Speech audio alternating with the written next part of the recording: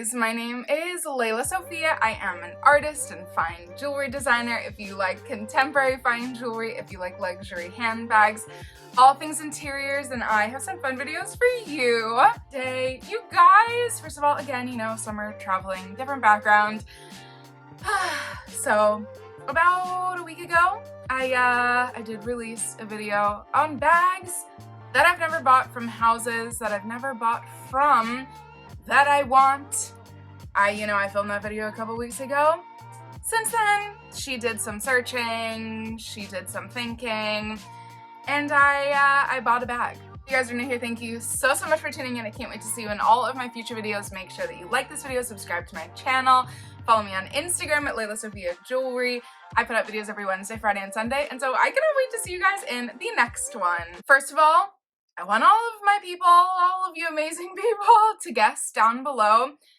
Let's see, what did we have? We had the Dolce & Gabbana Sicily bag. We had the Prada Calla with the crystals or with the gold. We had a Dior Lady Dior bag, as well as two bags from MIU. Now's the time to guess because I have this beauty right in front of me, and I got one. Just a quick story time before, because, you know, I've always looked at this bag and honestly had some sort of weird bias. I don't know if it was too feminine, quote unquote, for me, too kind of traditionally feminine. I don't know if there was something of that nature behind it where I was like, oh no, I am an edgy, modern gal. That's why Bottega works so well for me. That's why the Row works so well for me. And then, this is gonna give it away for all you guys who watch my other favorite YouTubers as well. Je Suis Lou did an unboxing. And I said, oh my gosh, the vintage versions?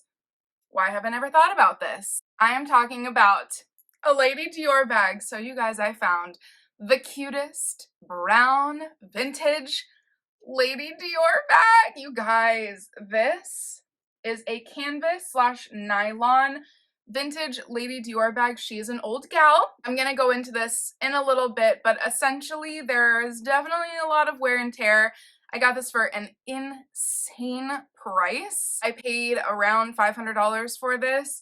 Lady Dior bags, even kind of the beat up ones, go for more so $1,500, you know, starting at $1,100, but again, I definitely saw some really quite beaten up ones at around that price, and so this came up and I was like, should I do it? Should I do it? You guys, I'm actually so happy that I did. Let's get into some details and then we'll kind of go over my thoughts on the bag. First of all, I don't know if you can hear that, some little ASMR. This is chunky. I know now what they say about, like, same thing as vintage Chanel, right? Vintage Dior, I believe this is gold plated. It really is much chunkier, much heavier than I even imagined. Even this little zip tie guy is so much chunkier. I don't know if this bag just, like, doesn't photograph well, is why I never went for it. I kind of was nervous of the handles, exactly what they just did. I was like, is that gonna annoy me? There's too much jingle jangle going on. I don't know why I was so kind of against this bag. It's actually the perfect size. I believe it's like 9.5 inches across width length. The bottom needs a lot of reshaping. It's definitely an old gal. But even, like, the depth of it is so amazing. Really, like, questioning myself why I was so against this bag for so long for myself. I always love them on other people. And maybe I also just haven't, as I said in one of my videos, especially talking about bags that I've seen in New York, in real life, on people, I really never see Lady Dior bags, which is so bizarre to me.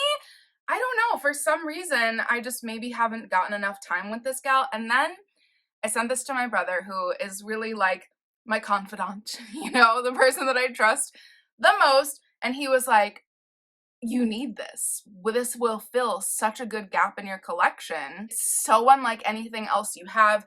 You need to get one. And I was like, I wasn't expecting that from him. I don't know. And so I went for it. Because this is a nylon, aka synthetic bag, she's decades old. I have to see if I can find the actual original purchasing date. Anything that is not natural materials like leather or cotton will eventually break down. And so this bag came to me and I was like, it was kind of sticky and it was kind of weird.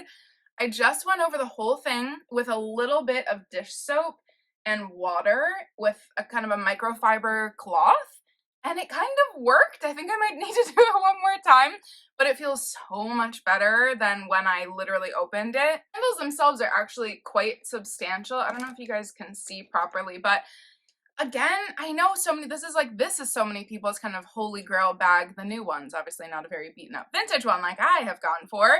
I know that a lot of people, this is like their Kelly, you know? There are so many beautiful variations. I've talked how much I love the, like, I think just Sweet Lou has a couple really beautiful ones. She's also shown some really beautiful micro pearlescent ones with like some beautiful little details and everything.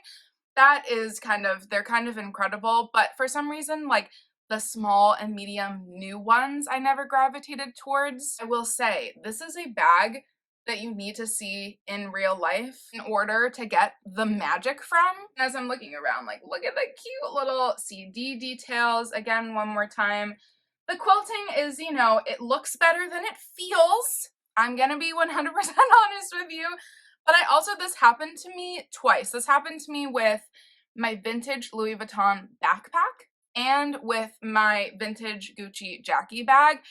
I got them, and like, the Louis bag was the only bag I've ever bought vintage that like came with a smoke smell, and I was like, oh my god.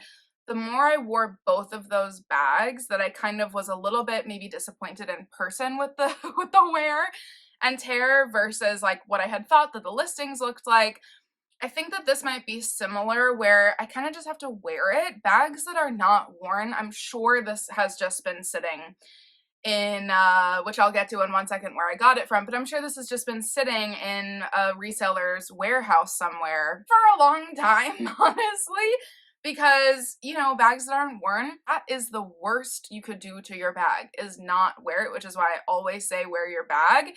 We have learned this from the several kind of leather workers who have reworked Birkins and Kellys that have just like literally disintegrated in front of our eyes. So wear your bags, people. I'm gonna give you guys an update, of course, in the next couple months. However, this is kind of making me want a one in leather. And I also think that maybe going forward, as much as I want to, you know, expand my palette, I might just stick with leather as I have been doing, and the nylon, you know, now that I know that it can kind of break down and get a little sticky or gross or anything, just save yourself the trouble. For where I purchased this bag, let's say it all together. eBay! I love me some eBay. This is from an incredible Japanese reseller. Again, had really, really wonderful reviews, especially with these kind of incredible powerhouse resellers. You'll see that they have so much detail, so many images, but also so much just written detail about the bag. And so I always love eBay, especially you have that kind of authenticity guarantee backup. Just in general, I think that we like can really, really trust eBay so much. No, you guys, I'm so excited to hear all of your thoughts. Be as brutal, be as honest as you want in the comments. But so far, I'm really loving her. I'm actually gonna wear her today because I think I don't know, I need to try it out. I need to bust her out. This is the only bag I've gotten in a little while that I was like, is it me? Should I return it? But I just can't find this color anywhere else, and I don't think the size, color, vintage vibes are ever gonna be found again. And so maybe this is the only bag that I'll kind of make an exception for, similar to my Jackie, and say, all right, now that I've gotten a beater version, maybe I can save for a nicer vintage leather version. This is kind of the first unboxing for 30. My birthday is in just a couple weeks, which is pretty crazy. I also got myself another birthday gift. Something small, but something that I have been, I don't know. You guys know me when I talk about fragrance, just totally gave it away. When I talked about my fragrances, I'm a consistent type of human, okay? When I find a fragrance that I love, I wear it. Like, honestly, I've gone an entire year with being like, this is my vibe. This is my vibe. I have found it. I love it. And so Celine Black Tie has totally become that. It's very hard for me to reach for my other fragrances. And so I was like, is there something that's going to give me the same vibe, but just a little bit different so that I can have some sort of variety? Because then you kind of go nose blind to it. Then like, I get that satisfaction when I put it on in the morning, and then throughout the day I don't really smell it on myself. So I did some searching on Fragrantica. We got our first Van Cleef fragrance. This is, excuse my French, this is Bois d'Iris, aka a beautiful iris-based fragrance, you guys. This is me in a bottle. I rarely, in fact, I don't think I've ever in my life blind bought a fragrance.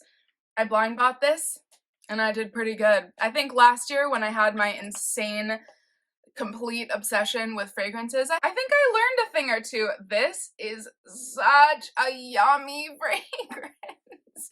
It is so me. I'm sure like I'm gonna have everybody smell it when I go out today. Literally, I think everybody's gonna be like, oh my god, this is the most you fragrance. There's something very sexy about it. I'm realizing how much I love the scent iris, and again, I'm so not a floral kind of gal.